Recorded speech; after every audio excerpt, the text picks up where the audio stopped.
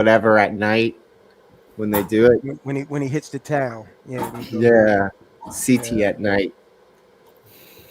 There it is, folks. CT at night. Welcome to the show. Welcome. Thank you so much, man. I really appreciate that. Let me fix my mic. Yeah. Oh, we're live, guys. Dude, I was telling them, I was telling them before you came up, CT, I was telling them about how this week your show was renamed Cultists and Cult Leaders, a live stream documentary. Yeah. It should be called that. One dude said, I'm going to slap you because you wearing that hat. Yep. That was it. Wow. That was it. You said it. He said he What had was slapped. this? You said it. The stimulus was just you wearing the hat. It came up. No. So you know that him and this guy, Zach, the Gematrian cult leader, have a Batman Joker thing going. And he comes up and CT lets them stream to their own destination. So they beg for the link in his chat because they feel like the humiliation that Zach endures during CT's panel is unwarranted and that they should come up and defend him. And dude, these guys, this one dude, white guy, claimed to be dying of like kidney failure. Yeah. Said he travels the country spreading the works of Zach and convincing everybody that the Gematrians are real and the Jesuits are taking over the world, whatever. And he says, I convince people, I talk to everybody. And he, in the first 30 seconds, he sounds real reasonable. At a minute and 1 second, when someone says, okay, I still don't believe you, boom, melts down. Senior citizen white guy melts down into, I'm going to kill you. I'm going to talk to you. I'm going to beat your... Yeah. Wow. Yep. And then when you ask them, so now that you spent an hour defending this guy's act, are you claiming that you're a follower of him? No, we don't follow him. We just use his work to make money on the gambling. JT, the prophets, they've ordained it. He is the Cisco. They've ordained it, JT. When people do this, it's because they're just hating. You know who JT sounds like with that? He sounds like Kai Wynn. Remember her? He's a doubter. She's the Bajoran thing, the evil. Yep. She sounds. I forgot what they call it. She used some coup to get into power too. Yep. And she collaborated with the Golden Cut. Remember? Yeah, Kai Wynn. Yep. Yeah. What was the position that you are when you're the head spiritual Bajoran? What's the name? The Kai. Yeah, Kai. Yep. Kai. Okay. I think she, the actress, she died like 2 years ago, if I'm not mistaken. By the way, I think you're right, man. I'm not And you know, the crazy part about it, No. she was the woman that played. Wasn't she the woman that played in One Flew Over the Cuckoo's Nest? Yep. Yeah. Okay. Yep. Okay. She was. Yeah. The nurse. Yeah. The nurse. Yep. The nurse. Yep. Yeah. Yeah. Dude, she's a great actress. She killed that role. She did. Dude, so, okay. Who's your favorite Deep Space Nine character? You're asking me? Both of you. Garrick. I was going to say Garrick. I'll say. That's all three of us have the same favorite character. Well, I'll go for my second favorite, which is Quark. Of course. Quark, now I gotta ask you, as an character, the actor, or the overall, the Ferengi, who's more of a liberal, moderate, because he was a progressive Ferengi. He was a very progressive Ferengi. He was, but he wasn't like Brunt. I think Brunt was the absolute representation. Oh yeah, he was. Not even. No. Brunt is just.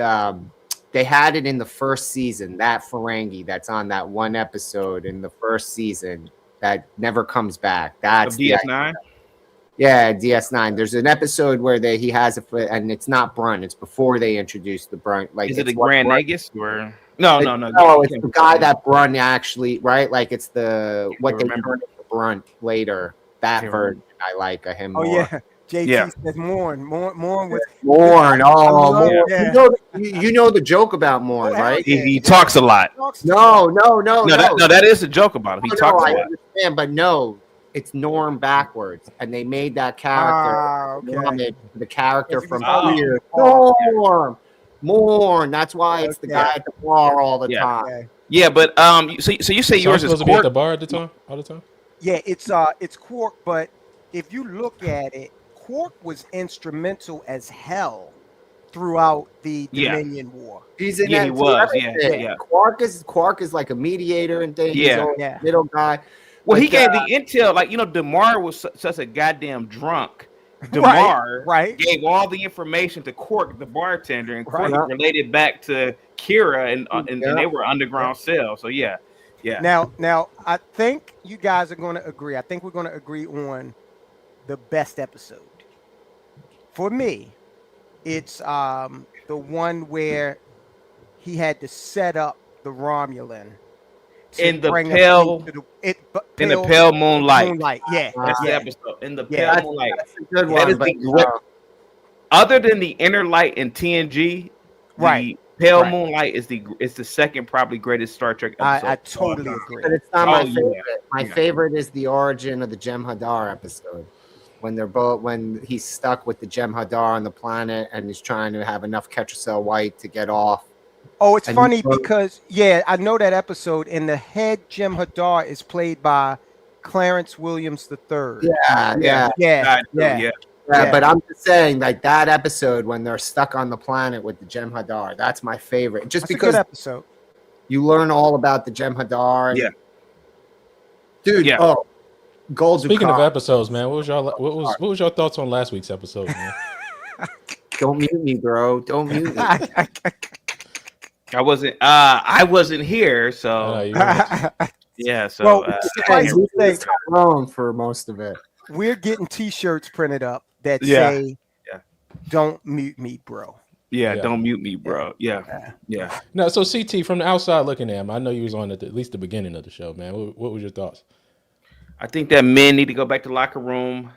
This whole locker room behavior. I got a glimpse of it. I didn't watch the whole thing, but I think that a lot of men are getting soft now, and I think that regardless of your belief or my belief or anybody's belief, men should sit back and listen to other men talking. And I think that was the beauty of man for thousands of years. I mean, we may not agree with each other, but I feel like we're too feminized now. We're worried about offending each other. I think that men, the other day I said I'm a racist, right, on my channel, and I don't mean I'm a racist like I hate Indians, I hate whites, I hate Hispanics. I'm a racist in the sense that if I had a daughter, I would prefer my daughter to be with a black man. Hey, sweetheart, why don't you be with a black man? I'm that kind of racist. But if she brings home a Jew, she brings home an Irishman or a white guy, I'm not going to attack the guy. But the thing is that men should just be able to speak about what they feel, and what their positions are. Hey, I'm a capitalist. You're a socialist. Hey, I don't agree with you. You don't agree with me, but let's shake hands and have a beer, I thought last week from what I saw a guy who he's, no offense to this gentleman, but I feel like he's devoid of that locker room culture that men used to have. And I feel like that's what men, and I don't know, I wasn't around in the 60s, I wasn't around the 50s, but I feel like men used to have that locker room culture, very hardcore. I may hate your people, but I like you. And I feel like men were generally like that. I may not like all your people, but I like you. We were friends, right? I feel like that's what's being lost here. If that makes any sense. Yeah. I can see where you're going with that, man. But I'll tell you this, man. I did learn a lot, and Tyrone and I had a live stream. If you missed it on Thursday, Tyrone and I did a one-off live, and we discussed some of the things. Because the guests we had on, there were some areas that I think we did agree on, particularly in the area of like education, right? Because the way that I arrived to capitalism being a better system wasn't taught through the education system. It was taught, kind of taught through real life. I mean, even in my story, right? I remember there was a time where my water got cut off.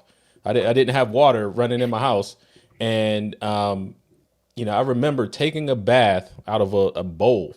And I'm an adult, and I had my daughter was 2 years old at the time. A Spartan bath is what we call it. Spartan bath. Yep, Spartan bath, bird bath, whatever you want to call it. Yeah. All the water came out of my out of the faucet, and that's what I took a bath with. Power getting cut off, and I remember those times of not knowing, just not knowing where I was gonna eat, man. And no, it wasn't like bad. I mean, I lived in this country. I did apply for food stamps too. I applied for food stamps got $16 on the check. $16, got the orange and yellow card. They said I got $16. I never spent it because I'm like, yo, $16. What am I supposed to buy with this? I mean, granted, I could have bought some noodles Beans or and something, rice. but I'm like, yo, what am I supposed to do with this? You know, I see people out here getting $300 checks. I'm like, so, you know, for me, it was just like, if I can go from that to where I am now, and I don't believe I'm anybody special. I don't believe anybody else is anybody special. Like, that means the opportunity to achieve is here in this country. And, you know, and I think, you know, when you're young, there is a level of, let's help everybody else out. We shouldn't have to work for it. You know, I that never kind went of through thing. that phase. I never went through that phase. You never went through that? Never went through that phase. No, Really? I've always, and look, you know where I came up.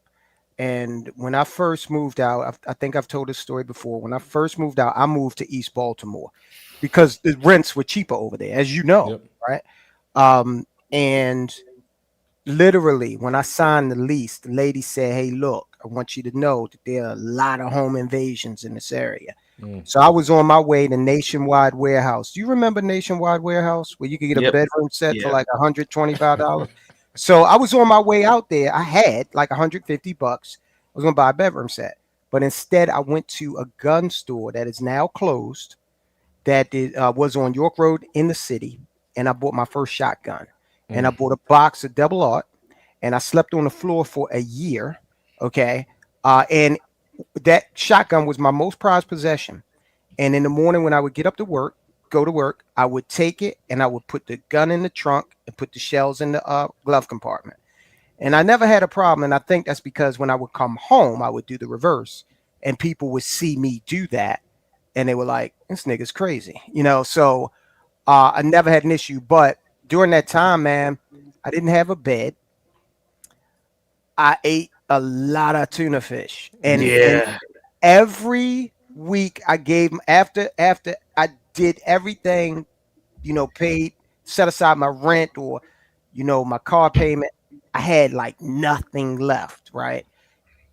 But I had enough to go to KFC, walk. I couldn't drive because I was rationing my gas that tightly. Okay. Yeah. I would walk to KFC, get a 2-piece and a small drink, and that was my reward for like a year as I got started. And I never sweated it. I'm like, things will get better eventually. I just keep doing my thing, and that's what eventually happened. It's crazy how that works out, man. I mean, just think, man, like, because even my situation, man, it's only been 11 years since that. Like, my daughter was 2, she's 13 now, and I took a bath out of the sink. Like, it's crazy, and I go from that to now, owning 3. Well, right now I own 3 houses, getting rid of 1, but it's just amazing how you can go from having nothing, not being able. My light bill, yeah, bro. When I tell you BG&E or the Baltimore Gas and Electric, the power company, energy company around here, like I hadn't paid the bill the entire time I lived in that apartment, and the only reason they kept the service going was because they knew I had a kid, and they came and cut the power off, but my landlord was like, "No, there's a child there. You can't cut the power off." So he advocated for me. I was probably 3-4 months behind on my rent, and my BG&E bill had to be 3-4 grand. Now people are paying that per month now. Pretty much. But it's just kind of just when you go to think, and I did all the work I could for my landlord. Just picking up odd jobs every now and then, and it's still building my career as an engineer.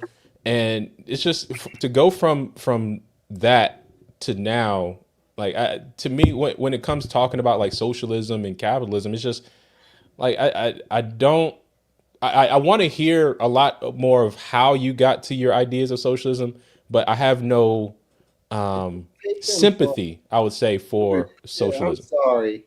I don't mean to cut you off. I'm sorry, but it doesn't take them that. Again, this is an exercise. The 20% really got to you guys got to figure this out, man. You are in the 20% of the intelligentsia. You are, right? And you keep trying to assign the rules that govern the 20% to the rules that govern the 80%. It doesn't work. American Millennium. But let me ask, is there any mobility in that? Yeah, you can change your mind anytime you want. That's a free will is all about. That's not what I'm talking about. You said how they get there, like it's some voyage to socialism. No, it's you feel a grievance and you decide personal responsibility is the last thing you want to solve the grievance. And from there, everything else makes perfect sense. It's someone else's fault. They should pay the bill. And why should I work harder than the other people who I think are getting a better shake in the world than me? Dude, it's the 3-step jump right there, man. You have a grievance. You can't take any responsibility for whatever it is your own fault. And then you expect everyone else to solve it for you. Hence, communism, Marxism, socialism. There goes, guys. Gimpy just ended all of our episodes right there. I'm just saying, no, it's not. They're not. Socialism is not a deeply entrenched in this. It's a feeling. It's governing with feelings. It's that everyone should feel like they have enough all the time. Problem is humans, if you give them a piece of bread every day for a year, they're going to feel like that piece of bread is normal. After a year, even less, but after a year, the bread is part of their everyday life. Mm-hmm. It's not going to be enough. Now they're going to want a bread and a slice of cheese, and then they're going to want something else because we're never satisfied. It's wired into us so that we have ambition, motivation, I can't think of the word I want to use. Ingenuity, right? Like drive, innovation, right? It's our nature to have this. Socialism says that human nature will be replaced with social engineering and will convince everyone that it's because this guy needs it. I don't have to drive for it. The whole system is built to just suppress you. It's the crabs in a bucket system. So, guys, I hadn't welcomed everybody to the show. So welcome again. It's Saturday. We started slightly earlier, but it's time for Just the Guys, where our mission here is to bring back shame. Make sure you hit that like button, subscribe button, share this stream. First, I want to give just kind of just kind of saying how this channel is going. Now, first off, we thank all the supporters, everybody that's gotten us to this far. So our format now, we're doing our live streams on Saturdays. And what I'm doing now is editing these live streams down to a podcast format. So the live streams are for our community engagement. So we want people to be involved, talk in the show, but then we are going to edit it down to a podcast version that gets released on Wednesdays. And also you'll see some clips and shorts come out throughout the week. So I just wanted to give everyone kind of an update on how the channel's flowing. So if you want to join our live stream, and our live stream replays will be members only as well. So make sure you join the Shamers Club. So if you want to get the full live stream, join the Shamers Club so you can, replay those as we go along. But again, we'll just release a condensed podcast version that will come out on Wednesdays weekly. So that's my goal. That's my schedule. Sticking to it. We'll release a couple clips throughout the week. As well. But I want to get you guys' first off, just instant reaction, because Jussie Smollett came up in the media this week. If you remember Jussie Smollett, he was the one that claimed that he got jumped in Chicago, with someone saying it's MAGA country. But shout out to Kofi 19. That's funny. Shout out to Kofi 19, who follows us on Instagram, who shared this clip. I will play this real quick. Why you always lying? Oh my gosh. The fact of the matter is that I was walking down the street and I got jumped. Didn't have anything to do with setting that shit up because I'm a grown-ass man and have no reason to do no corny bullshit like that. If I was going to set up some bullshit to look for attention, I would look like a hero. I wouldn't look like a victim. If I was going to set up some bullshit to look for attention, I would look like a hero. I wouldn't look like a victim. There's just a couple of points that I wanted to make really quick. I was bruised, but my ribs were not cracked. They were not broken. I went to the doctor immediately. Frank Gatson drove me. I was not hospitalized. Both my doctors in LA and Chicago cleared me to perform, but said to take care, obviously. Woo! And above all, I fought back. Did you ever know that you're my hero?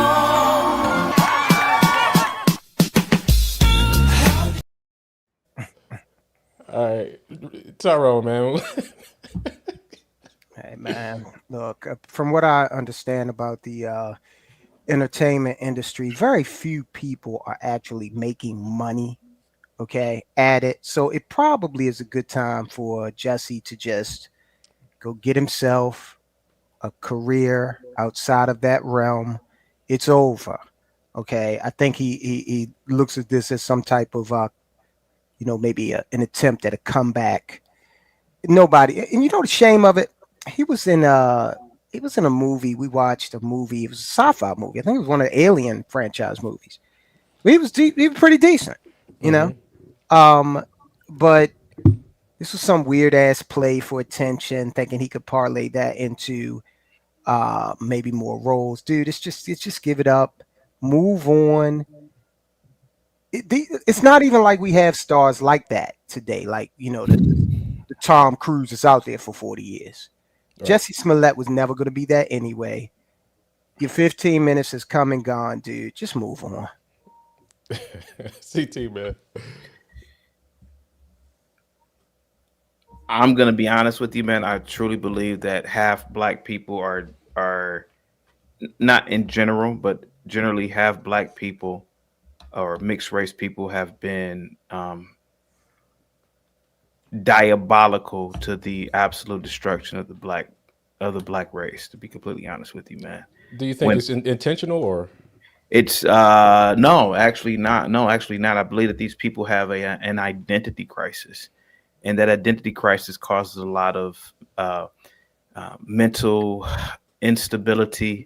It causes a lot of identity instability, and it causes these people to, at many cost, subterfuge blacks. The woman on The View, what's that woman's name? The Puerto Rican woman who pretends to be black. The woman on The View. Right. The woman on The View is one of them. She's a perfect example. Who's the other one? She did the they're like in some sort of warehouse and they do all these questions. I did a story about it. I forgot her damn name. But these people have been a problem for I know there's a lot of this is content, but I've noticed this in my real life. A lot of mixed people, they will stir up a lot of race propaganda because they are not accepted by whites and they want to live the actual black experience, that they want to live the black experience from the perspective of what they've been taught and what they've heard about. And I feel really sorry for these people, man. But I think the more information, the more exposure, and the more race hoaxes we see, the better, because we can really see these people in real time for what they're doing. I mean, but how many people are really paying attention to that? Because I mean, you seen Bubba Wallace and the whole noose thing. You seen, I think, even LeBron James and the fake was the swastika or I don't know, something they posted. At his home. How many? Yeah, but how? Because all of these were hoaxes, but it still seems there's not enough racism. Well, again, man, racism is big business, man, and I keep saying it over and over, man. It's a fire sale. I mean, these people are really truly seeing that a lot of these narratives. Here goes the thing. Here goes LeBron. LeBron, you live in a $100 million mansion in the Palisades, wherever he lives at. LeBron, there's a reason why you live there. You don't want to live around black people, man. Right. People are hip to this stuff now. We know goddamn well, LeBron. Nobody was at LeBron's home when this happened. Yeah, okay, LeBron. Yeah, right. No security, no landscapers. Nobody was at your home, LeBron. Like you're like a regular 9-to-5er. Stop it. And I think a lot of people are getting smarter and hip to these things, man. And that's what is, in my opinion, what is really making, in my opinion, our society really see these people for who they are and what they do. In my opinion, I could be wrong, but it's just me. Man, I had that kind of same opinion though about social media. Like I thought at one point I thought social media will allow for more ideas to be delivered, but then allow for the opportunity for truth to really be discovered. And I think the opposite has really happened when it comes down to it. It's like it's just more, especially with algorithms, it's more of what you want to see and more of confirmation bias of what you want to hear. So even though these things are happening, because here's really what happens: you'll see the headline of something, and you'll never see the retraction. So, so CT, I mean, I guess I'm questioning how is it that more people are hip to it now? Because it seems like still, even today, people are just kind of digging deeper into their bubble. Well, again, I mean, more people are into it because you have more access to information. I mean, yeah, you're gonna have a lot more people who are gonna believe it, but you're gonna have a lot of people who are gonna be like me. Jesse Smollett, they're gonna start looking at his wife, they're gonna start looking at where he lives at, they're gonna start looking at everything that this man does, and then they're gonna say this man is a bullshitter. It is what it is, pal. I mean, this is not like the 1990s or the 80s, 70s where you didn't really have access to a lot of information. Of course, right? I sound like a broken record. Back then, the internet didn't really exist the way that it does now. But now we can really see, bro, if white people really were that bad, or I don't even know who he's married to. I'm willing to bet it's a damn near white woman. Bro, and I believe he's gay. I believe he's gay. Is he gay? Yeah. Okay, well, his boyfriend's a white man.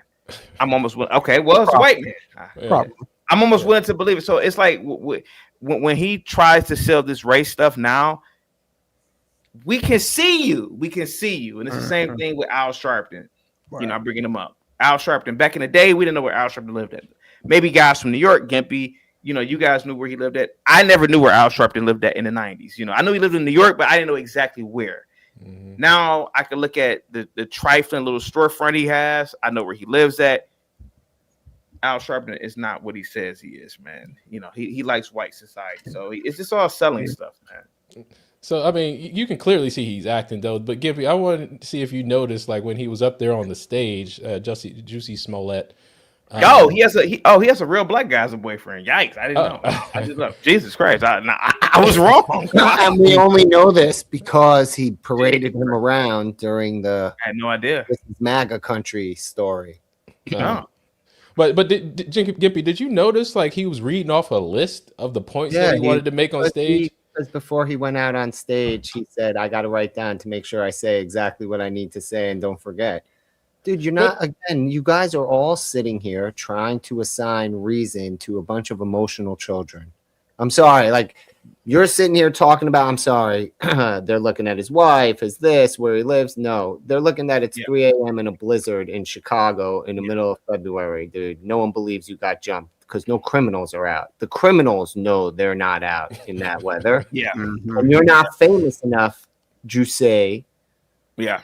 Right. That they're coming for you. Nothing personal. You guys are very smart men. I have a lot of respect for you, but they're not smart. I don't have respect for them. So disrespectfully, stop giving toasters credit where there is none. These people are automaton. Like they're literally functioning kitchen appliances. Toasters, aka toasters. Yes, they're toasters. But people don't seem to understand why I say that. It's because they're literally no better than your kitchen appliance. They do something that's useful when it breaks. Some people get mad, smash them into a million pieces, throw them away. Some people just look at it and throw it away. Either way, it just gets thrown away and replaced. But look, let's go back. Chris kind of brought it up here. Let's go back and just for a moment look at the ridiculousness of the claim. So basically, two white cats were running around Chicago in the blackest neighborhood in a polar vortex. In Chicago, where MAGA paraphernalia, saying that Chicago is MAGA country. Yes. You want us to believe? Now look, we talked about it earlier. Logic, how we had tough times and we had to eat things we weren't necessarily find appetizing. But you know what? As I ate my tuna fish, you know what I never craved? A tuna salad from Subway. Okay. I didn't. I went, like I said, I went to KFC, not Subway. Okay. I Yeah. probably could have saved some money, right? So you're making at least 10 grand an episode on Empire. And oh, and by the way, the neo-Nazi Trump supporters out in the polar vortex, somehow they watch Empire. Yeah. Right. And they know who he is. U.S. TV actor in the middle of a polar vortex. Like, this is what I'm saying. It's like Right. no one had to. And it just happened to bump into him. And no, they didn't. By his own. They put a noose around his neck. Pour gasoline on him.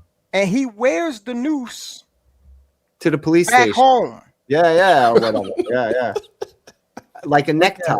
Yeah. It's a fashion statement. I gotta have proof. Right. Dude, this guy, that's what I'm saying. Like, there's no deep investigation into this. The dude knew which way the camera was pointing, and then it turns out that it had moved. They had moved it, that it points a different way. Right. And he gave himself away. That's what they caught him on, by the way. The police tell everybody how they caught him. And it's that he started pointing at a camera, and they're like, dude, that camera doesn't point where you think it points. Why are you so... This camera looks at something else, and that's what the cops used to unravel his story. So again, there was no deep, no one, and again, I don't disagree with what CT said, that it's all shill and it's a big business and it's a fire sale. All that stuff is true, but at the end of the day, this guy just, he hates Trump. That's what TDS does. Yeah, it drove him crazy. Liberals, they go nuts. They insist that they're the savior that's going to say or do something publicly that undermines this tyrant. It's like, I've never seen a human have such power on people. He just has to get up every day, and people just have psychotic breaks. I cannot figure out why Trump has not said, I'm a proponent for oxygen. I can't figure out why he has not. He should say, I love oxygen. It's great. It's the best oxygen ever. The oxygen I breathe is great. In fact, I heard that all oxygen counts as the same oxygen. So what I breathe, all of America breathes. Hey, come CJ. Or drop dead holding their breath. So guys, I need you guys to help us out and do that, right? Because we need to get that to Trump somehow. Yeah, retweet this part. I might make a short out of this so we could, Trump, you need to come out and say, I love air. I love oxygen. Right. And look, I endorse oxygen. Or come up with a bottled oxygen, even like. Right. Yeah, like, remember in Spaceballs, Perrier? Oh yeah. Look, Kung Fu CJ has a good point. What a difference a few years can make, because a lot of Chicago is MAGA country now. Yep. A lot Chicago red. Yeah. Absolutely. CT, you getting some love out here. CT looking good today. Thank you so much. I like the comment that he looks like an NOI extra. Yeah. Yeah. Yeah. I did see that. So Gimpy, I don't know if you saw this week, but part of Mom Donnie's transition team is a transitioned rabbi. I disown this person before we even do anything for this segment. No, it's not really a segment. I publicly disavow this person, mostly because it's an insane person. Like, dude, it has nothing to do with that. But I don't know how that is. Is there anything about rabbis being trans? Probably a prohibition. I'm not even a Jewish scholar, and I think that's dude. You're not allowed to put a tattoo on your body because you're not allowed to change your body that way. I would imagine, scientifically changing your gender. But this person's a crazy person. All of them are crazy people. You have a dissociative personality disorder. Like, that's what it's classified as until they all cowered it out and caved to the mafia, the alphabet mafia. But that's like, dude, they're no different than a person who thinks they're Abraham Lincoln or how Zach thinks he's a prophet of God. Now, do you think he's doing that to win over Jewish New Yorkers or show that he's not anti-Jew? Dude, this is just more of the Bolsheviks, dude. My people are their own worst enemy. You're just looking at another version of Bolshevik Jews, dude. Ultra progressive left who think that you have to allow for everything and whatever, and the disgrace. I'm sorry, man. They're just disgrace. They're disgraces to themselves. It has nothing to do with any other. They're running around spreading their mental illness with joy. Man, I thought that was wild though, man. It's just, to me, that is crazy. How it's like It's blasphemous, man. It's Well, it's like making a mockery of everything now. That's why he's doing it. That's why he's doing it, basically. Look, if you look at his cabinet as he puts it together, it's a rogues gallery of bullshit. Dude, it's not even that. It's this whole progressive movement is this it's break the system. So it has to be made up of people who will never fit in the system. And they do it to them like the method of getting ahead on that side is to be how much you don't fit in the current system. That's what gets you prestige in that movement. That's why it's an intersectionality contest of blue hair, septum rings, and things that up until this day were considered animalistic, right? Like you were lowbrow. They elevated all the lowbrow that you have all these middle-aged soccer mom, liberal white moms behaving like degenerate OnlyFans models. Pretty much. Man, this is wild. All right, I wanted to talk a little bit about something because Tyrone, you had talked about previously about not wanting to be. You're glad that you don't have to date in modern day era. Yes. Now all of us on this show are married. Even Reason's married as well. Mm-hmm. You're married too, CT, right? Mm-hmm. Yes. CT. Okay. So, but this kind of idea of, I don't know, it seemed like the role of women changed like over the years and over the decades. And it seems like, it was by design. So I want to play a clip from 1968, of black women. There was this kind of theme of black women pushing against, their black spouses. And then I'm gonna play a clip from 2025 to kind of compare to see what's different, what's same, and really how this has played out. So here we go. As a reporter for the Chicago Daily Defender, and as a black woman married to a black man, I've become deeply aware of the effects of this new black revolution on the relationship between black man and black woman. I see it among my own friends, and I also see it in my home. But the most revealing and the most vocal statements about what the new black man expects from the new black woman came when I met with a group of young unmarried friends one Saturday afternoon. I think that what's happening in America as far as black men, black women is concerned is that there's a revolution within a revolution. We are fighting our own woman. Our woman will not allow us to emerge as black men. No. But our black women, who has been put in this role of aiding white America, white structure, and castrating the black male, has continued doing this. She cannot live with us. It's not that we can't live with her. Are you blaming us? Are you saying that it's our fault that this happened? No, I'm not blaming black America women. I just said that I'm blaming the system. They are victims of the system like the black male. Well, why do you say that we are castrating you? You say that you want to be the leaders. Okay. Well, what about the black professional woman? Are you saying that there should be no black professional woman? Are you trying to deny black women the right to be creative, the right to function? We're not asking for you to take a back seat. We're saying that you have got to be astute enough and can view the situation well enough where you just automatically know what your role is and step back. And whenever you want to have that aggressive thing, this is the thing that the young black man today is not going to tolerate.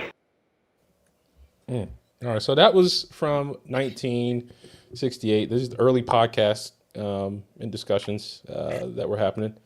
So now let's go to 2025. This was actually from Pop the Balloon. Everybody has their kind of version of it. But this is the modern black woman, and this black woman looks like she could be popped herself. Who did you vote for in the 2024 election? 2024? As in last year? No, I didn't subscribe to politics. I don't subscribe to politics. You know, that's the illusion of choice. And why'd you pop? That's bullshit. Damn. I respect that. Yeah. Thank you. Why do you feel that? It is 2024. We are under a dictatorship, and you are still out of politics at 51. Get out of my face. Thank you. Well, the bottom line is, if you think that your vote You were chooses our born president, into a game that you have to play, and if you do not play the game, the rest of us see. I believe voting is really, really It's an important easy on thing the to do. You local do it and and you get it done medicinal with. level. Like when you deal with your school systems in the municipality, you can have a lot of power there. But on the federal level, if you think that your vote has anything to do with who's the president of the United States, you just misunderstand the system. Yeah, I got my bachelor's in criminal justice, a minor in psychology and political science. I studied it. Thank you. That doesn't matter. It's still the same system, perpetuates the same results. So CT, man, from an immediate perspective, what is the first thing you notice, particularly about the relationship between the black man and black woman? In modern day times, we're dealing with two different, virtually two different species. Even though we are the same species, but black men and black women operate on a species differentiation, or I'm making that word up. No, that's a real word. Oh, really? Oh, wow. Look at that. I haven't been to school in not so long. Logic, I feel so sorry for these young guys, man, because these guys are dealing with, and you can even argue the women too, but black women want to be, I don't know what they want to be anymore. At first, I thought they wanted to be black men at one point. They want to be independent. That's just, you're obsessed with Leslie Jones. Yeah, but but I don't. There's a beautiful woman who calls to our channel, my channel, and she says, well, black women don't respect black men because they lost. I agree with her to a degree, but why do Indian women respect Indian men? Why do Arab women respect Arab men? They lost too. You could argue most men on the planet lost to a certain degree to, I guess, the white man. But why do they women respect them to a degree? From what I've seen, I could be wrong. One of the problems, Logic, with a lot of the black women in modern days is us. It's black men. We simp a lot. We simp. A black woman could walk around half naked. You as a black man, you'll be scolded for saying you look like a whore. Put on some clothes. Quit talking with men are talking. So, there's a dynamic of social behavior that is not, it's not respected nor understood amongst black people. And I'm not even just talking about relationships either, bro. Sir says they want to be white women and be able to choose between Brad or Tyrone. I disagree with that too, bro. But I think that there's a dynamic that is lost on all factors. Logic, for example, many years ago, there was a boy that was deleted in my city. His name was Tamir Rice. Mm-hmm. And I went to, and this is when I was like into activism. And I went to this but I went to this event, and there was this big fat black woman. She had to be like 400 pounds, bro. And if this happened yesterday, it happened an hour ago. She said, "We out here marching for y'all." This is a fat cow.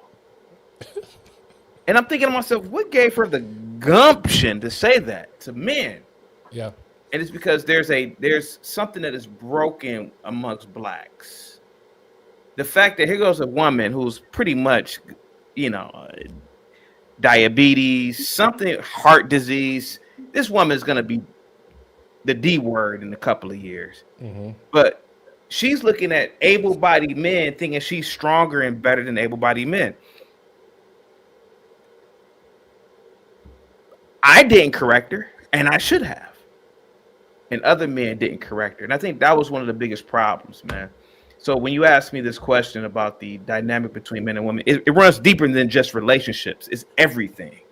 It's even interactions like that because we failed to check the disrespect right then and there. I should have checked her back then. I should have said, "Bitch, you're 3 times the weight of me. You ain't marching for me, bitch. I could run 20 miles right now." And at that time, I was an actual marathon runner. So it's deep, bro. It's really deep, man. Yeah, go ahead. So what did you see, Tyrone? Because I mean, we've been looking at this for a while. You talk about dating when you were dating. I mean, it seems like things are either the same or the worse. But what did you notice about the tone, the interaction? What's your thoughts? Couple of things. Popping that balloon was one of the best things that ever happened to that guy. Okay. That was one of the best things that ever happened to that guy. Oh, now you You went underwater. how about that? No. Yeah, I hear that. There we go. All right. There. Back when I was in the dating game, when I was in the real dating game, when I had a little bit of money in my pocket, was and things like that. The women were just cool. Like, Man, you're way underwater. You said women were just. they were cool. Yeah. How about now? Can you hear me? Yep. Okay. Might be interference from Gimpy's keyboard because I hear him going with that. All right. So one thing I think one vestige that comes out of slavery that I think is very real is the way in which Black women, some, have been programmed to view Black men. Think about this. Let's say you were married or with a woman as a male slave. Okay. And so you could have your whole life disrupted. They could come in, sell your kids, hell, sell you off to some other plantation. I think that did something to the psyche of Black folk early on because the man was not allowed to be the same type of provider and protector that somebody who wasn't a slave was able to be. For the life of me, and I can't prove it, I'm no sociologist, but I think there's a kernel of that, especially if you keep playing up. All we do is talk about race in this country. The attorney general under Obama, what was that cat's name? You know who I'm talking about, the black guy. Eric Barron? Not Eric. What's the name? We're gonna M, right? Eric Holder. Eric Holder. Oh yeah. Oh okay. Yeah. He said early in Obama's first term, he said, we need to have a national conversation about race. And I'm like, dude, that's all the fuck we talk about is race. We're always having a national conversation about race. So the more that's injected into the fabric of the country, I think that's a little bit of it. Okay. Yeah. That is still present in the relationship between Black men and Black women. And that's unique based on the history of Blacks in the country. But like I said, look, man, if I were in a dating game today, I swear to you, you know what I'd probably do? I'd probably head north and find an Inuit woman, like an Eskimo, okay? Who's like outside of society, and not really, it doesn't really have a lot of the programming acting on her, Well, that's why you got the passport bros, right? Well, you got to be careful with that because a lot of these passport bros go over to places like the Philippines and they really get in trouble, okay? Because you should watch some of these videos where these guys go over to the Philippines and they fall into these traps, and when she's finished bleeding him dry financially, discards him. A lot of that going on in the Philippines. A lot of British men get caught up in that. So this is what I'm saying, guys. If you passport bros out there, head up to one of the Inuit villages in northern Canada, where they don't get television signals or internet connectivity, and maybe you might have something there. What's up, CT? Oh no, I just had my hand over here. Now I'm good. Oh, I thought you was like kind of raising your hand or something. No, my hand was up. No, it's just I was no. Oh, okay, I got you. So, Gimpy, I mean, what did you see in that clip, man? Because the kind of comparing 1968 to 60 years later to 2025. I mean, what did you observe? It sounded the same. Sorry, you know that meme from The Office? Can you tell me the difference between this thing and the other? And they're the same thing. Sorry, it's the same argument. You all been having the exact same conversation. One was more polite than the other, but I don't think that if you did the balloon game in the 60s, you would have had a more polite result than the version you got in 2025. Black men have been saying it's black women's fault or it's the system's fault and it's a victim. Black women have been saying you don't respect us as professionals and intellectuals and independents. Black men respond that you need to understand that there's still an order to things. Black women say, and on, and both videos represented that. It was the exact same thing. You guys haven't made any traction in 70 years. It's interesting you bring that up because, and to something Tyrone was saying, because even after slavery, there were more intact families, right? In the famous Moynihan report talked about there's a warning in what thing like early 1920s when he was talking, 1925 when he was talking about this, or it might have been a little bit later. Well, Moynihan was Reagan administration. Nothing personal, sirs, and I know you're giving very valid, but this is my point. It's just blah blah blah blah blah blah blah. This argument, I hear it every day, and no disrespect. I say this with the utmost respect to the three of you as friends and coworkers and all of it, but you all sound the fucking same over and over ad nauseum. Since that 60s video is clear, I thought it was modern up until you showed me that video. I thought there may be a difference. I was open-minded looking, but the dude said the exact same shit in that first video. Every single dude up to and including last night's episode say on CT's panel when they talk to black women.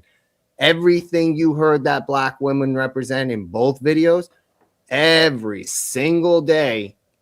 So again, as an outsider with no horse in this race, this is your community and your job to deal with, honestly, as the men of that community. You haven't moved the needle, not even a millimeter. So do you say it's black woman's fault or black men's fault? Started. Where do you place the blame? I think this is another example of how volume can be mistaken for an abundance of something. Okay, so we live in this society where loud voices get a lot of attention, but I know every black male I know is either married or in a committed relationship. Yeah. So what we see and hear in terms of the volume, like the woman that popped the balloon, she was interesting because she made it a point to she had to get in there that she had a college degree. She looking for a way to get that in there. And the funny thing about it was she was wrong. The guy was right in terms of, now I don't know if this is where he was going, but the fact is the Electoral College elects the president at that level. Yep. Okay. So essentially he was right, but in her disdain for him, in her hatred for probably men in general, not just black men. Okay. Can you imagine how miserable she is and how she would broadcast that on to somebody? So, Gimpy, I don't see that in the real world relationships between black men and black Your women. anecdotal experience doesn't even address what my comment is. And I don't disagree with anything you're saying. I'm not even getting, other than he opened the door to her presenting herself with the smarty arty, I got a college degree response by saying, you don't know nothing. Right? Like he engages in negative. I'm just pointing that out for that interact, but you're not addressing what I'm saying. All that was No, I am. What I'm saying is, there's an alternative. There's an alternative viewpoint here. So I am saying you are neither of us are stating absolute change. It is not a change because that same state existed in the 60s in the first clip. There were among some black men, and all that existed. No, what I am saying is the general discussion of what we're talking about. Compare clip A to clip B and tell me if there's a difference. There is no difference. There is none. It's the we disagree. argument. We disagree because the arguments in the 60s, the same arguments. Women aren't letting black men lead. Women feel that, again, what I said earlier, in the 2025, it's just a representation of the same argument playing out on a balloon popping dating show. In the scope of that thing, the needle has not moved an inch. But the second guy wasn't the first guy at the little dating game. He wasn't pressed. I mean, he was like, okay, you popped the balloon. I'm still going to espouse my opinion. You're trying. No. Hold on, Gimpy. What I'm doing is I'm observing the facts as they were presented. I'm not reading anything in. I'm not reading anything into his reply to her. You are using the misdirection here because his demeanor on a dating show isn't what I am talking about. I am talking about the content of what is going on. In the 60s one, they're arguing about how that black men aren't respected by black women and that black women aren't respected by black men, to keep it as simple as possible. When you see it played out in 2025, you are seeing a black woman not respecting a black man and in turn one man disrespecting a black woman. You raised the term anecdotal. The context of the argument that is being presented in clip 1 and is being played out in clip 2 shows that the needle has not moved even a millimeter. Right. No. Because you raised. Hold on, Gimpy. Hold on, let Gimpy, you introduced the word anecdotal to describe my experience, and you're right. But you can't then categorize my experience as anecdotal without then also characterizing the two clips that you saw as also anecdotal. Sir, again, the exercise of the segment is to look at two clips and give our opinion based on what we see. So what you see is being presented to us is that the argument between black men and black women have not changed since the 1960s. In fact, you can arguably say that the argument has stayed exactly where it was whenever that first clip was played, because you guys are still arguing about the same thing. No. Sure, no one's saying they're not, but you are not looking at the evidence in front of you, sir. That's not evidence. That's anecdotal evidence. To use your parlance. Great, they handle it better, but you're still dealing with the same cycle. CT, what do you see here, man? In full effect. I'm listening to you guys. I'm listening. I mean, I just don't understand how my experience is anecdotal, but the two clips you saw are representative of the whole. I didn't say that they're representative of the whole. I am saying that what you are seeing to compare, you are trying to debunk the arguments being made in those two clips with anecdotal personal experience. I am taking clip 1 and clip 2 and lining them side by side and saying I can clearly see the arguments in clip 1 playing out in the exact same manner they're being presented in clip 2. It is very clear and apparent that that cycle is alive and well in 2025, that it clearly existed in 1960, whatever, and it has not changed. The metric, the needle, none of it. They have the same. When you say none, that's my issue. When you say none, because now you're getting into absolutes. And you were right. Well, I mean, so to be fair, right. the metrics have changed. I mean, you talk about the out of wedlock birth rate. That's up for every demographic. No, but when we talk particularly about the black community, I mean, back then, even though it was high then, 50% up at this point, it's up 77%, right? Mm-hmm. To where out of wedlock birth. So men and women aren't getting together. There's some disagreement there. So there's some breakdown of the family unit that has, deep-seated issues. Now, my opinion is, again, this is a result of communist influence, where one of the aims is to discredit the family as an institution.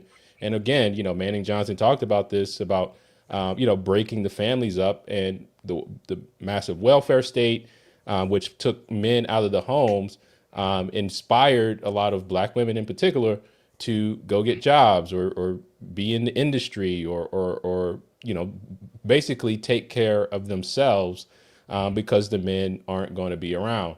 And I think a bit of that has played out. Now, that's just my observation, but it's just kind of interesting to see, to me, 1968, because what I see in that conversation, there was more respectability when it comes to allowing each other to talk.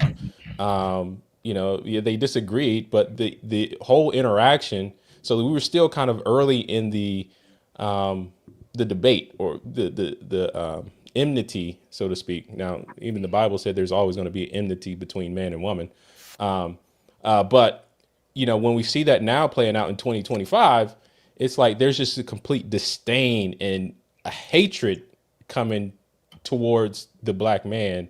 Well, I will have to disagree. Society in general has become less genteel as the decades have gone on. I am going to go with Tyrone on this. With what he's saying is you're doing an apples to oranges comparison. You're taking a news segment that was contextually set up to be an exchange of information on an intellectual level, right? These people were there to talk, to share these ideas. They weren't looking for a fight. It was being moderated to be a conversation. Mm-hmm. Look at how the guy backtracked to try and reword that it's systemic after he got caught right away saying that it's women up front. So was that him being a simp, CT? No. What do you think? I don't know. I mean, he maybe he could have corrected her then. I mean, if he would have corrected her then, butterfly effect, who knows what would have happened to that? Yeah, but what happening in 2025 is a dating show. They're contextually encouraged to be confrontational. So you can say the confrontation there is above. Sorry, go ahead. I'm reading. Oh yeah, I know. You're in trouble. Yeah, right. I laughed at it. But again, I don't mean to cut you off. CT, go ahead. I'm just saying you're doing an apples to oranges with I'm that. listening to you guys, man. Joe Bonnie. All right, I mean that's all I got to add, man. I just think it's one. I think it's a result of communism. I'm gonna say everything's communism. I'm like Yana, it's Marxism. You're gonna wind up like that guy on Ancient Aliens. You know what I'm talking about, right, Gimpy? Yeah, it's always aliens. Right. All right, guys. This week, Michael Dell made a big donation, a $6.25 billion donation, and particularly to the Trump accounts. Here's Donald Trump talking about it. Here we go. Trump accounts will be the first, I guess you could say, real trust funds for every American child, allowing family members, employers, corporations, generous donors to contribute money that will be invested and grow over the course of a child's life to be used for their benefit after they turn 18. So in other words, these are children that are going to, an investment's going to be made. That investment's going to continue to grow, we hope, right? We hope. And, but it will. And they'll feel like Michael Dell someday. But at 18, they'll have a lot of money, a lot more money than they would have had, and potentially a lot of money. But these accounts will track the overall stock market and will be 100% private property controlled by the child's guardians. In honor of America's 250th anniversary, the Dells are announcing today that they are giving 25 million American children $250 each to save and to invest in their personal Trump account. Now that's the equivalent of $6.25 billion. In other words, to put it succinctly, Michael and Susan are giving $6,250,000,000 in total, and as a total contribution. That's big stuff. I don't care who you are. That's big. Come here, give me a hand. Let me have a little of that luck rub off. That's fantastic, Susan. These gifts will be available to the first 25 million children aged 10 and under the zip codes where their median income is $150,000 or less. All right. Tyrone, is this a socialist handout, man? It's a bad idea. I'll tell you why. Because if you're giving that money, what would you have done with, let's just say, 10 grand at 18? Right? What would I have done? You'd have stimulated the economy. I think we all would have. Okay. You would not have the likelihood of an 18-year-old actually putting that money to work for them is slim to none. Now, I'm going to tell you why this is happening, and we're going to see more of this. Like there's a big debate now between, Trump brought it up. And notice the Democrats have not really pushed back hard against the idea of dramatically reducing the income tax. Why is that? Because the income tax is going away. When you look at the amount of jobs that are going to be impacted by AI, there are going to be fewer people paying income taxes. All right. So look for the Supreme Court to sign off on Trump's tariffs, because it's going to be the way America creates income. Mm-hmm. If you got fewer people working, and that's going to slow down too, because you're going to have fewer people globally purchasing.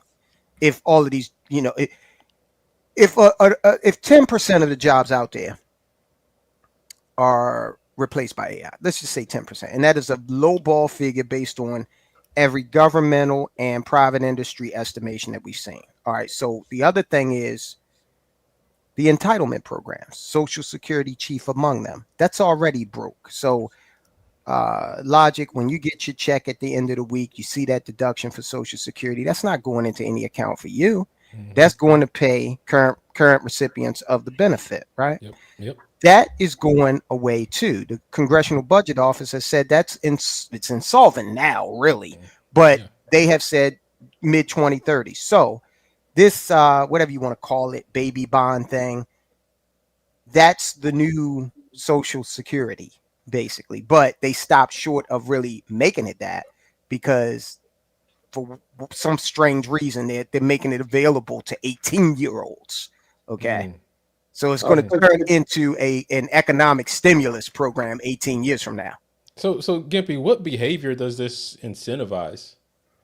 I mean, I don't know. That has yet to be determined how the world uses it. With my vote, there'll be toasters, so the worst behavior. But I'm going to pretend like I'm you for 10 seconds, and I'll pretend like there's hope that they don't totally botch it. But again, I think you're missing another part of this. There's a giant money laundering scam.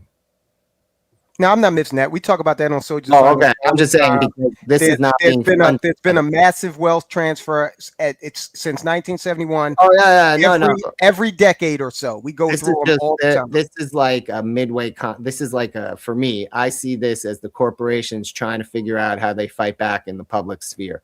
Mm-hmm. Right? Because they're privately funding these things. This is an avenue for private, mega rich people to turn giant chunks of money, which to them is in the bracket of donation level money, right? Because these guys can afford to give $1 billion, 100 million, 2 billion, because this first guy gives a big chunk, but once it's funded the first time, then you can have many little chunks to keep it funding.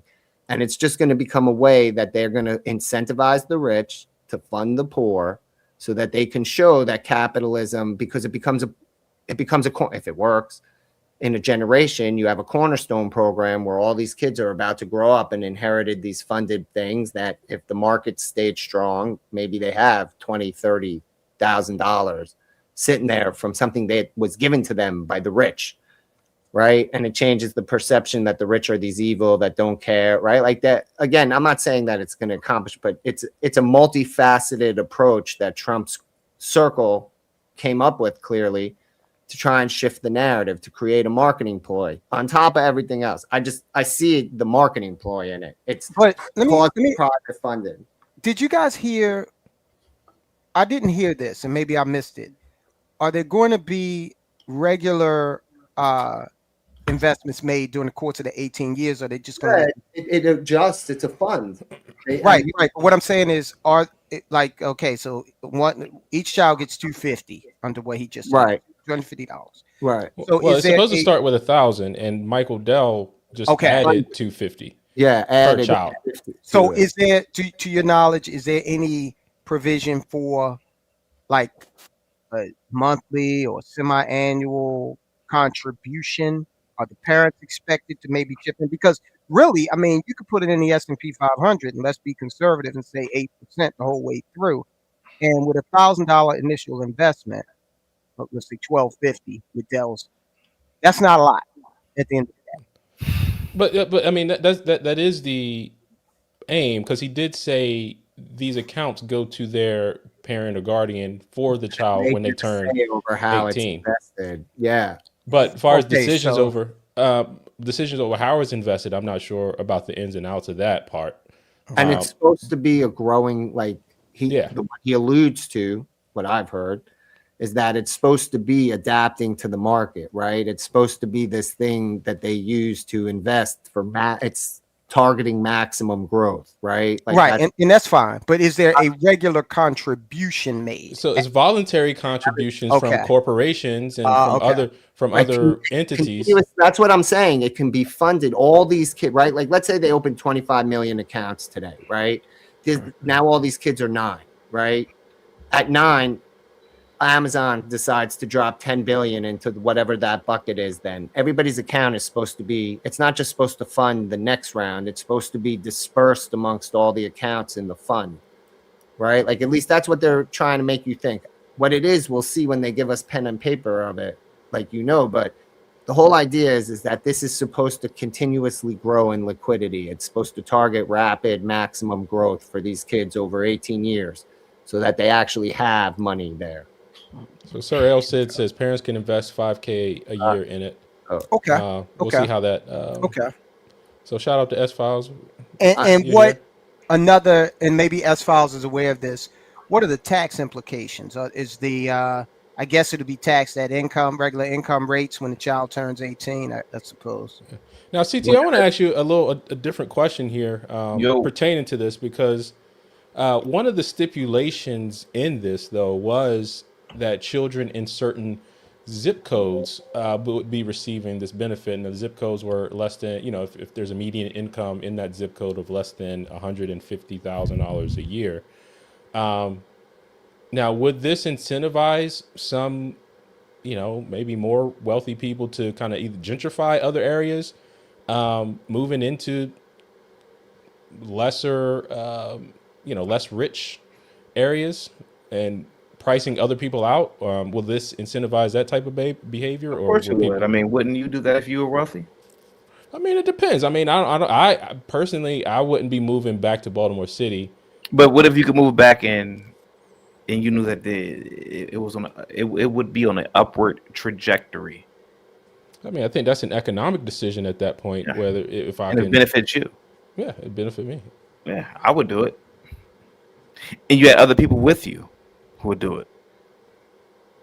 Right? Or yeah, I mean, I just thought, because I'm just trying to think through what type of behavior does this incentivize to? Does it incentivize the creation of more families? Does it incentivize more dependency upon the government?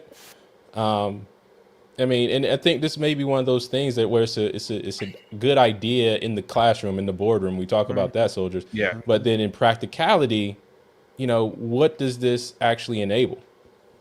What do you think it enables? Man, I was asking you, man. Well, I mean, I'm a greedy capitalist, man. I look at things from a very, very Ferengi mindset. I mean, I think gentrification is good. I think that, for example, if the people there haven't taken the opportunity to make an environment better, and the government and gave you the wealthy person the opportunity to come in there and gentrify the community, then have at it. Yeah, yeah. I mean, I'm just a very simple guy when it comes to these things, man. Yeah. Also, don't discount, and you kind of alluded to this logic, is a lot of the countries are doing different programs to incentivize birth rates. Because I personally, we talked about this on the stream earlier, Social Finance stream, but I personally believe, and I'd be interested to see what Gimpy and CT think about this. I think we've reached peak humanity population wise. I think that 8 billion was the high water mark, and now we elaborate on the reasons for this. You don't need to have as many kids for labor purposes. I mean, it's expensive. Okay, you got abortion, women's lib, a whole lot of factors, right? But I think that you know, at the end of the day, you're seeing different countries like China. They've got some economic incentives to come out and have kids, but they also just instituted a hell of a tax on condoms. Yep. So everybody's trying to get the birth rates up. Everybody's trying to get the birth rates up. Yeah, because if you look at it from the aggregate, birth rates in the species have been trending downward. It's like we hit a peak and then we've been trending downward. So shout out to Trap Music. He's been responding all night. Creating artificial markets never work. I believe in free markets. Does this create an artificial market? But but wait a minute, aren't all markets artificial in the first place? I mean, other than like when you get with a central, wait a minute, other than the barter system, aren't all markets artificial? That's not what they mean. What do they mean? They mean by creating a market where there's no demand for one to stimulate an actual demand, right? It's not like they're inventing a product that hasn't existed before. That's why there's no demand. They're trying to artificially generate a demand by doing something. That's an artificial market. Okay, so like they have to introduce a reason for that demand other than they just want demand. They're creating a market to generate. Okay, so for example, if the government created, if they were able to, this is sci-fi shit, but if the government was able to make it rain, right? And then they would charge people. They would charge for umbrellas. Yeah, that's an art. Okay, Yeah. That's an extreme example that I. Okay, I got it. Okay, so that would be an artificial market. Okay. They don't mean it the way you're saying it. The way you're saying it discounts that there's an innovation that triggers that demand, right? They're trying to create it without innovation. Got it.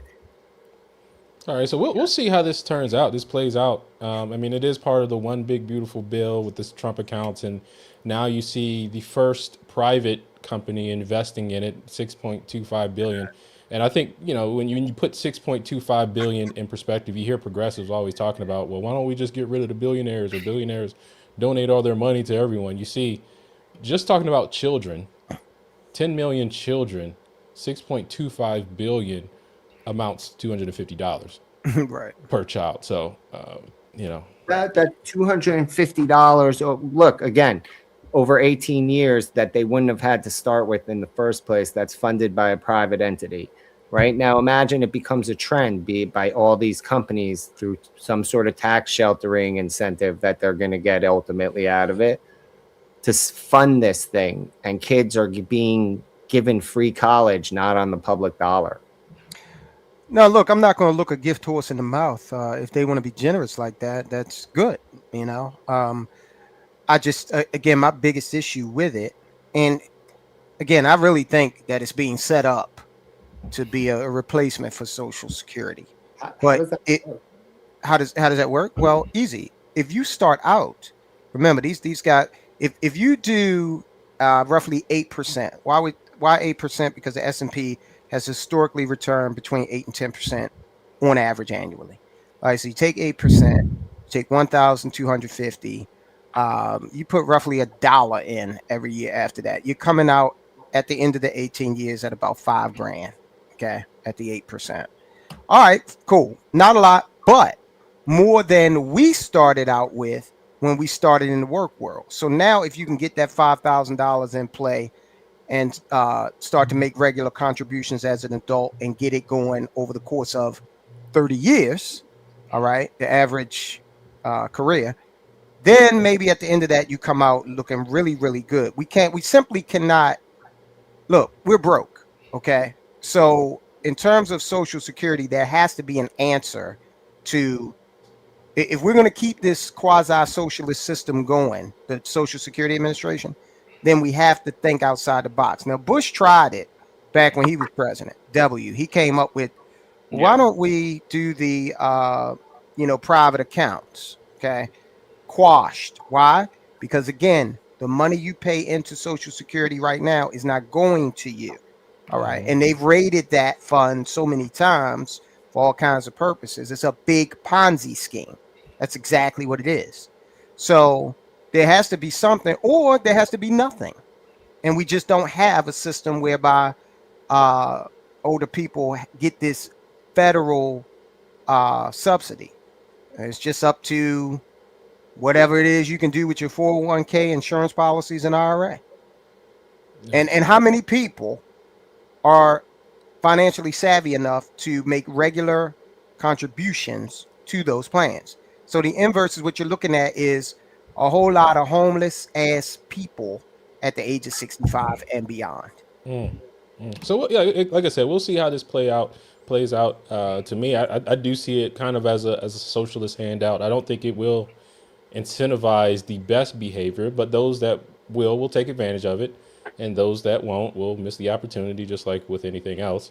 But overall, I do think it's not sending the right message. Guys, make sure you hit that like button, share, subscribe to the Just the Guys podcast. Remember, we go live on Saturdays at 6:30, and we'll release our condensed podcast version the following Wednesday. Make sure you follow all the other guys. Soldiers of Finance. He goes live weekdays now, right? Every mid-afternoon. Yeah, early afternoon. Yeah, early afternoon, weekdays. Yeah. So while you're at work, lunch break, whatever, shooting the breeze, whatever, make sure you tune in. Also, before he goes live and after his live stream ends, always check out CT's show. He's live, 8, 10, 27 hours a day.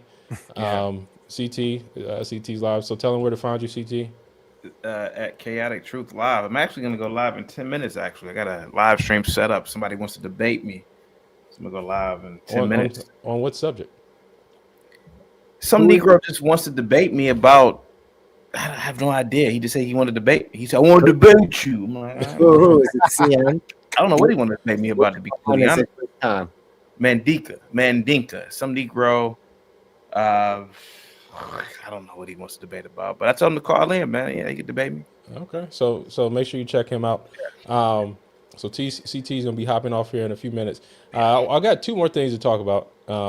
One is most of us get called coons. Maybe not you, Gimpy, as much, but ever. Maybe not you, Gimpy, as much. But I saw this news story that came out this week, and maybe, just maybe, this coon's behavior will give us our black card back. A burglar that broke into a Virginia store was caught by police asleep in the bathroom. It gets even better. That burglar was a raccoon. Now, you're probably wondering how it ended up passed out on the bathroom floor. Here's how. This was a liquor store, and from the looks of things, that raccoon went on a serious bender. According to the police report, the drunk raccoon was taken to a shelter to sober up and to get a talking to about its poor life choices before being released on its own recognizance. Right, gin and tequila. Right by the toilet. Oh boy. I know they had fun reporting that, man. Yeah. And the only thing was missing, was it next door to a KFC? No. You all are bigots. All of you are bigots. Anyone who laughed at that is a bigot. That's funny. Well, I mean, we get cool, man. I mean, hanging out in the corner, drinking a 40, that's black behavior, right? That's the culture, right? That's what they say, right? You gotta do it for the culture. I mean, that coon, he representing well. He robbed the store, got the Henny, passed out next to the toilet. Passed out, yeah. In the store. Best robber ever. Man, CT, man, you getting your black card back because of that? This whole thing about a black card, right? Many years, I had a moderator on my channel. I don't know what happened to her. Her name is Nina, a Dominican girl. Probably has a trace of black blood. But somebody said she was critiquing the black community, right? And with her being more adjacent to the Latin hemisphere or Latin people, somebody said, "You're not invited to the cookout." She said, "I don't give a goddamn about going to the cookout. I don't care about that." Good for her. This whole thing with a black card, does the black card? Can I get a loan with the black card? Can I get a job with this black card? What is this thing about a black card? And I think this should be like a topic later on. This black card means what, right? What does it really mean? When I used to go get cars, I didn't rely on the black card to finance the car. So I look at the story as a funny, silly story, man. But the whole black card thing is really a deep thing to me. Oh, that triggers you, huh? Not really. I don't really get triggered, but no, not really. Man, but man, some cool to hang out with. I'll tell you that. Yeah. That coon right there, you can go grab a beer with. Well, apparently, yeah. Speaking of raccoons, they have opposable fingers. By the way, they have opposable. It's really weird. Like it's really strange almost. Dude, did you hear that just recently they found raccoons with shorter noses? So they're saying they're becoming domesticated. Ooh. I didn't hear that. That is really weird. Yeah. Dude, raccoons. I caught a raccoon once. Smart. So you think they're evolving, huh? Well, Yes. Science. Did you guys hear about the carnivorous squirrels? Yeah, in California. Yep. I thought there were some in North Carolina too. Maybe, but yeah, because there at least there was that one time where there was some like angry squirrels, and it was on the news a while ago. That they were attacking people. Wow. And I remember one time. Human beings. Oh wow. Yeah, they were attacking people. And there was one time I remember I was driving back from South Carolina. And I was at a rest stop. I think I was in North Carolina when I was at the rest stop, and there was a squirrel. My daughter had got out the car, and there was a squirrel just kind of like standing there. Oh shit! Not moving, like not move, like just like looking at her, and Wow. like it scared her. Like it really scared her. I had to go kick the squirrel. Man. Yeah, that was crazy. All right, but but that's all I got about the coon topic. But the last thing I do want to talk about this week. There was a story that came out in two stories actually came out of Baltimore. Mm-hmm. One, they're launching. Hold on, where is it? Hold on, I got a screen share. Hold on, where is it? Dadgummit. Sharing the wrong tab. Here we go. Share this tab instead. Here we go. All right. So, in Baltimore City, Waymo, if you're familiar with them, technology company based in California, they are bringing their self-driving taxis to Baltimore. No, They won't last. Why? They're gonna get stolen. Yeah, they get What are you stolen. talking about? Driverless cars in Baltimore? Yeah. Are you Yeah. insane? Like, I'm So- sorry. This is in LA. Dude, cars get stolen by the boatload in Baltimore. So And you- initially, they are going to be manned, right? They're manned first with the cars, and then they're going to be manned, but just the operator is going to be there while the car is driving around, with the future plans for it to be fully autonomous, right? And I brought that up because I wanted to contrast that with this story that also came out this week. Now, shout out to the Baltimore Sun and the reporters that actually did this, because I'm not for sure if you guys remember, but over the summer there was a mass overdose, and that was the first of 3 mass overdoses in Baltimore City in an area called Penn North. And there were several Baltimore Sun reporters that actually went out to Penn North and got some interviews from on the street. And the title of this one is "I Hate Myself. I Got to Get Out of Here. Life Seeking Drugs in Penn North." And I encourage everyone, I'll link to it, but I encourage everyone to read through this article. But basically, it chronicles 3 different people who talk about their experience with the mass overdose. Now, they didn't OD themselves, but just kind of getting into the culture. But the point about this is you see Baltimore, which is pretty labeled a progressive city, pretty far left leaning. They're presenting their progress as a way, oh man, we're getting autonomous vehicles. Meanwhile, this culture of drugs and getting high is like prevalent.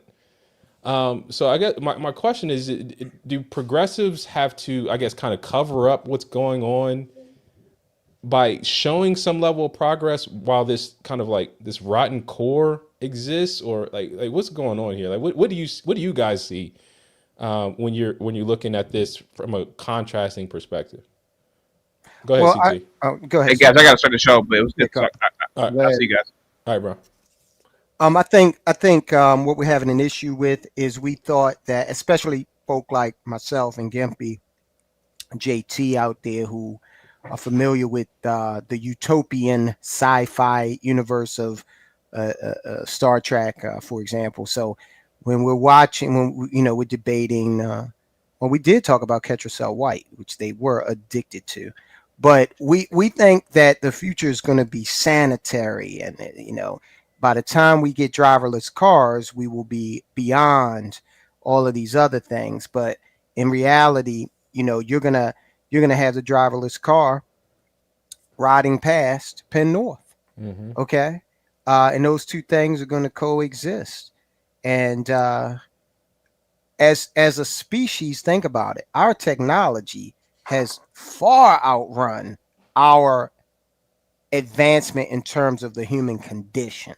Okay, so we can do all kinds of wonderful technical things, and that's great. But at the same time, at the base level, we're still just the same beings that were living in caves, a few thousand years ago. So, I mean, you take away all the accoutrements, okay?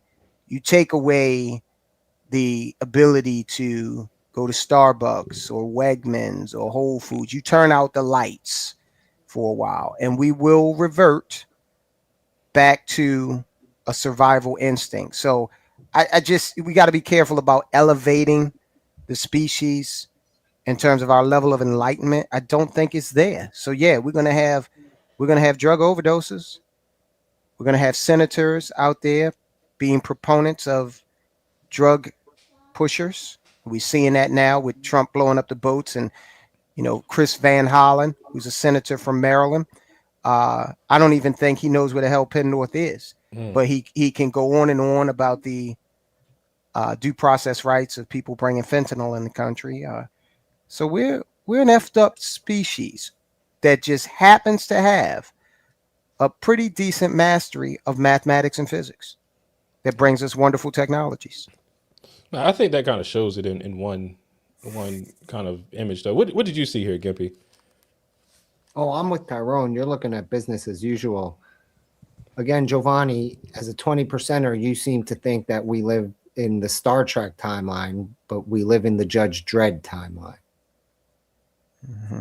Mm-hmm. You're God bless you. We need more of you and less of me and Tyrone so the world could be a better place. But since it's never going to be that way, me and Tyrone stand on the better footing. But you have hope where there is no hope. You want a solution to problems people aren't interested in solving. They're interested in pretending like they care about them so that they can virtue signal on their information exchange program. No one really wants to solve anything, because if they did, 99% of the rhetoric you get online to your online comment, dude, all we have done is enhance the ability to lie to each other. There's no arbiter of truth, because that Men in Black line is the most true line in a movie ever, is that people are stupid and scared. So you're looking at a world where you think that one day there's a happy ending. That happy ending comes in the next life, buddy. Right. That's why having God in your life is so important. Because if you're looking for utopia on earth, sir, you will be disappointed every single time. Am I looking for utopia? I think in your obsession with communism, you think that there's a purified, Puritan, puritanical, whatever you want to call it, solution in the capitalist world. It's not. The capitalist solution Where did I ever say that, nature is ugly, super duper. The way you present it, the way this whole segment is a presentation that you think somehow because driverless cars exist, it means we would evolve beyond our primal need for escapism. No. So let me even say this, right? Because that's not what I'm saying at all. Like I'm very clear on, there has to be some. Every man has to look within himself, right? That's just how it is. But also, I think one of our calls as people of faith, as man of faith, is to be an example, be a light, and share and witness and be an example of God's love on earth. And that oftentimes comes through fellowship and conversation and discourse and exchange of ideas. I can't change anybody. And I'd say that over and over again. Explain to me the rationale behind the framing of this segment. If that's how you feel and that's the purpose of conversations, the rationale is you're showing us technology, something that's keeping up with our technological age that we live in. And then you're showing us a perpetual problem of society that we haven't solved since the day we were created. Obsessive behavior, obsessive compulsive behavior. If you want to very simply, I'm just saying that's what I mean. Is so I guess the question is how can we say something is doing good when all of these things are because it's a happening? sum total. It's not a net zero game. It's a sum total. You can have a city that has some drug problem in it, but it's still considered a good city, and it could include technological. Let me be clear. This isn't just some drug problem though.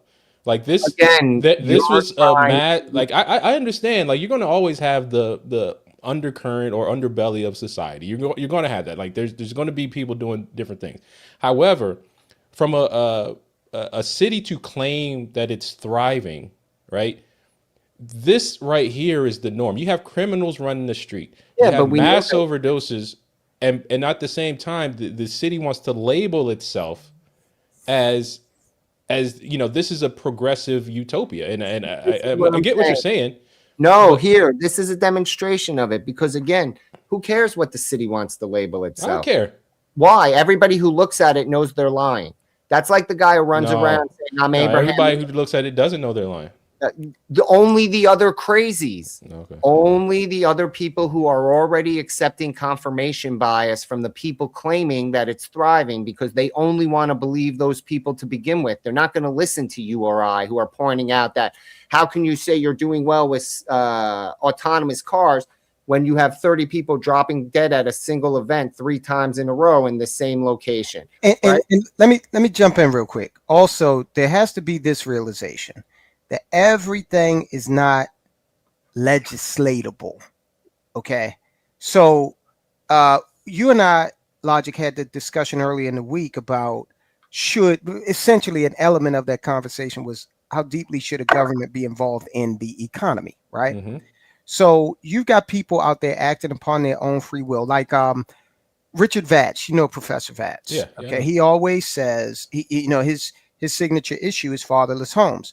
And while I agree that is an issue, I have, pushed back on some of his rhetoric by saying, but there's nothing legislatable that can really be done about that. That's an aspect of human behavior. So you've got, you guys remember the Jarvik 7? The Jarvik 7 was the first artificial heart created in 1982. Okay. This was amazing. Right, an artificial heart, self-contained. But then 82. What else was going on? We're in the heart of the Cold War. Mutually assured destruction. Okay, nukes pointed at everywhere. Crack epidemics. Right. So what you have to do I think logic is you have to first, we have to say, you know, government is good at creating problems. How many problems does government really solve, right? Because they've gone far beyond their purview. Government is supposed to do a couple of things: roads, bridges to facilitate commerce, defense against the barbarians at the gate. Now we got these guys looking at, do you trust Jasmine Crockett to come up with a policy to fix drug addiction? You know what I mean? Or right. So we'll have these, we must have these technological advancements and these other things that are going on. You got to compartmentalize. So in certain aspects of our society, certain things are going very well. In others, things are going very, very poorly. And that's been the way of the world since what? Cain versus Abel. Yeah. Again, this is why I call you a purist. You think there's a net sum to achieve in your time in the mortal realm. It's not. If you're a true believer, you understand. Again, I'm not judging anybody. I don't say that from this place, but I'm saying it from a sense of intellectual honesty. If you're a true believer in your faith, then you know everything in this realm is a test for the next life to be measured of your values.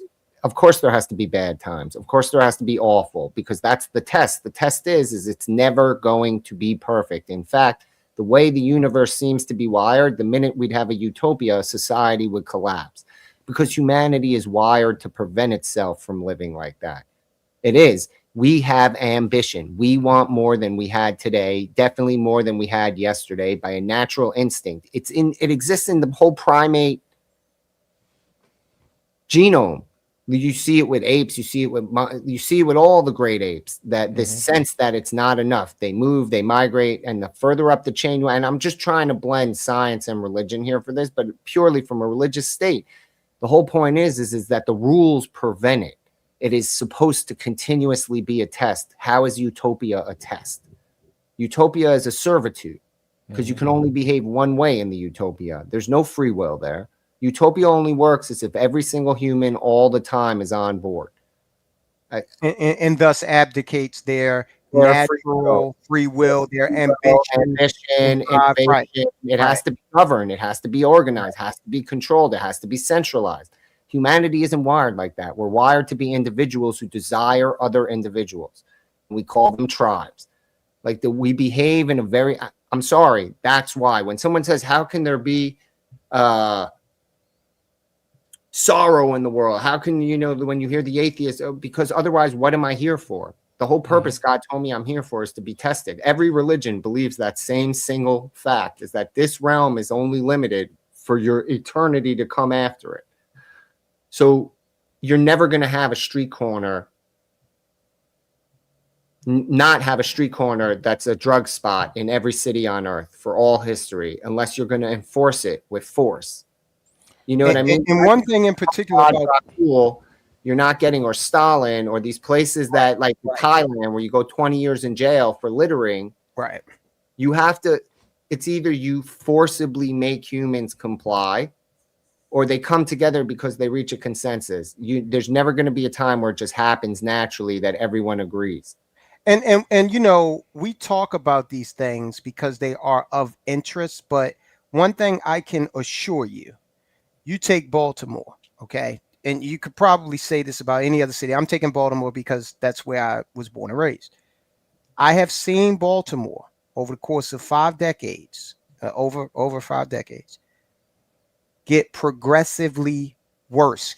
It's entropy in politics. Things move from orderly to disorderly. Okay. Entropy is a law of the universe. And you see entropy at work in political systems. That's why the Roman Empire no longer exists, because entropy, made it disordered over time. Baltimore, there is no saving Baltimore. And I'm sure someone in Detroit could say the same thing. Will it evolve into something else? It's doing that in a way. One of the reasons why they're crowing about a lower homicide rate is because a lot of the problem has metastasized out into the adjoining counties. Okay? Right. So the blight, the despair, as Gimpy kind of hinted at, that is something that is required to maintain in order for certain people to remain in power and to remain in wealth. So don't be Ahab. Don't be Don Quixote tilting at windmills. You know, Chasing you and else. right. The situation, if I had $1 for every time I heard, oh, Baltimore's coming back, that line was trotted out in order to sell a block full of houses. And then it turned to shit right after everybody bought. Okay. And now the whole damn block is rented out and some board ups. You know that in Baltimore. It's the entropy effect. It moves from order to disorder. And you can expand that to the whole country. You cannot exist in a world where everyone thinks that their rationale is the only rationale that has a right to exist. And we live in a society right now where everyone believes that it's supposed to be perfect, and it's supposed to be perfect how they envision it because they're the keeper of the truth. That's what we've created today. So we should forget about our cities, our towns, any of that. The whole country is teetering on that brink because everyone, if you listen to people, even right-wing people want revolution. I'm sorry, like when you look at what's going on now, of course we're going to tout the technological because that's our way. We're only going to look at the shiny thing in the front because if we look at all the bad, if we have to, dude, this country is a festering tinderbox at the moment with competing ideologies and a lot of unhappy people who think they're due something across the spectrum and all demographics, man. So like I'm sorry, every city's going to say it's technologically advanced the day it gets driverless cars, and every city's going to have Penn North. It just is because that's what the country we live in. That's what we've let it get to today. Gimpy, you watch The Expanse, right? Yeah. Remember, Baltimore was featured in The Expanse, right? Of course. And they had all kinds of crazy technology. Yeah. And Baltimore was still a shithole. It was rubble. Right. It was literally rubble. It was hit with a nuke. Now, will these cars be sold for crack? Dude, these cars will be up on blocks as the first week they're driverless with no attendant, and it's just customers. They will all be up on cinder blocks with no parts. Dude, how are they supposed to get, unless they're getting real-time feed of the cameras, if any of it's local data storage, it won't be there to retrieve. They're going to strip those cars down to nothing in some parts of Baltimore as they pass through with no one in them. What are you talking about, dude? You know the neighborhoods I'm talking about, bro. And you know people have to drive through them in their taxi rides to get from one good neighborhood to another. And you're telling me when it drives back empty, that shit ain't going to just get guys stand in the road, force it to stop, 5 guys put it up on blocks, and everything is gone in 10 minutes. What do you think the taxi will do when it's being carjacked, though? But see, Logic, here's the thing. If you or I or Gimpy, if we happen to find ourselves so unfortunate as to be headed east on Martin Luther King Jr. Boulevard, if we feel something just ain't right, we can run the red light, right? Yeah. The Waymo car is not going to do that. Some they'll pay the crackhead. Yo, you want that crack? Go stand in the middle of the street. The Waymo's coming. It'll stop. Don't worry. Right. Stand there, and then on just boop boop boop up on the blocks, and then it'll spin, and it's not going anywhere. How long before they program it to just keep driving? Hitting the crackhead. They never do it. I hope it's reprogrammed to hit the crackhead. They'll never do it. Dude, I'm a firm believer that we either have to take a decisive stand to preserve our reality, or we're just going to let it crumble through our fingers as we all cry about it. I'm not saying the men here aren't taking stands in their own unique ways. I'm just saying, as a society, everybody is screaming for a revolution, dude. Everyone. They had to take those cars out of they suspended the service in Los Angeles because they were being vandalized. Yes, all the time. Oh yeah, dude, that's what I'm saying. Baltimore is not as polite as Los Angeles.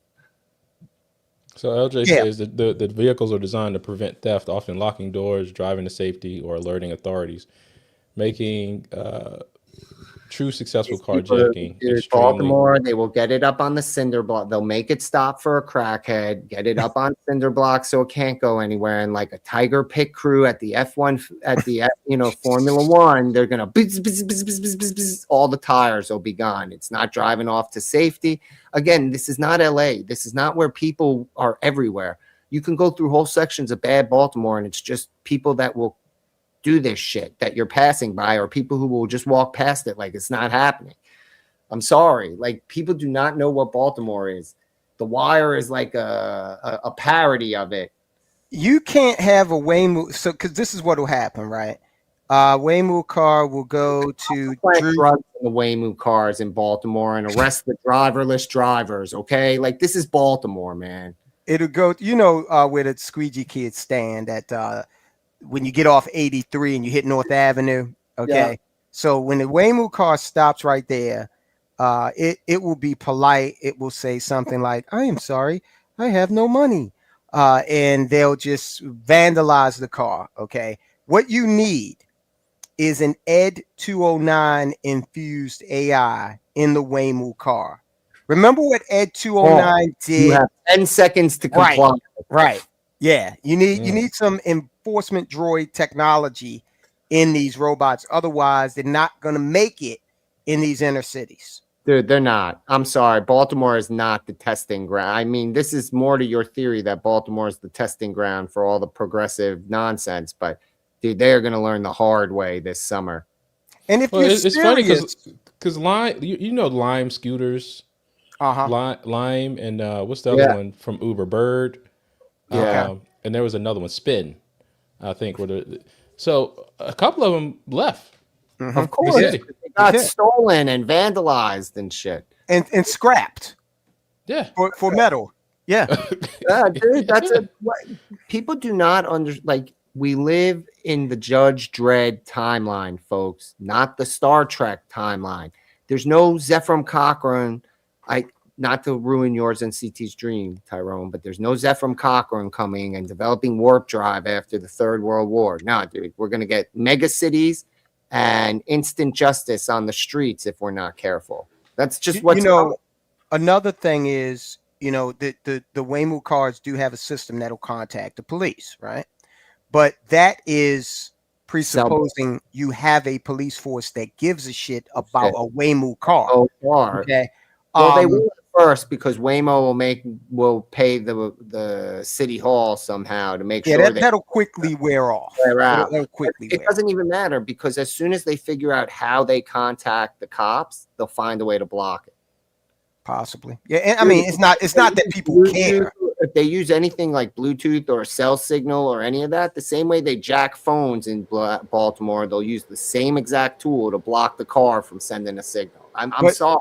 I mean, and that's possible, but the Waymo car calling for help is going to get about the same amount of attention as a human being calling for help in Baltimore. It's funny, Waymo vehicles have been pulled over by police in California and Arizona for traffic violations like illegal U-turns or erratic driving. So, fair warning, there are no rules for driving in Baltimore City.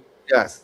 You can literally do whatever you want. Right. Drive where you want. So this may be the perfect place for them to test it out even further, do further development. Because the only thing you can't do in Baltimore City now is drive in a bus lane. Right. They'll get you for that. Now, let me take a moment. Unlikely has just subscribed. Thank you for that. Appreciate that. Unlikely. Yeah, welcome to the family. Yeah, it's a cool group here. You get to know everybody. Make sure you like, share, and subscribe. But guys, we're getting out of here tonight. I appreciate you guys coming on. Appreciate you everyone in the chat joining in on the conversation. LJ, Kung Fu CJ, the S Files, Unlikely, who's new, JT, who else? Who else is in here?